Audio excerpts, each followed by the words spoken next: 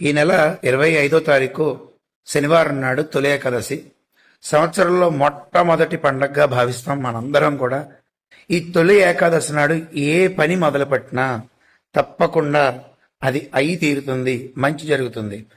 ముఖ్యంగా ఈ తొలి ఏకాదశి నాడు మనం చేయవలసిన కార్యక్రమం ఏంటంటే, ఆ రోజంతా కూడా ఉపవాసం ఉండి, అంటే స్వామివారిని ధ్యానిస్తూ రోజంతా గడిపి, ఆ రోజు రాత్రి కూడా జాగారం చేసి, మరుసటి రోజు ద్వాదశి కాలం రాగానే శుభ్రంగా తీర్థ ప్రసాదాలు స్వీకరించాలంటే శ్రీ మహావిష్ణువు స్వామివారికి తులసి దళాలతో అర్చన చేసుకుని వెంటనే ఆ ప్రసాదం స్వీకరించి ఈ యొక్క ఉపవాస దీక్ష విరమణ చేయవలసి ఉంటుంది. ఇలా చేసినట్లయితే గనక జన్మ జన్మల నుంచి తరుగుకుని వస్తున్నటువంటి పాపాలన్నీ కూడా తొలగిపోతాయి అని చెప్పి పెద్దలు చెప్పడం జరిగింది. చాలా చాలా వైశిష్ట్యత కలిగింది. అందున ఈ తొలి ఏకాదశి శనివారం నాడు పడడం చాలా చాలా విశేషం. కాబట్టి ఈ రోజుని అందరూ కూడా ఉపయోగించి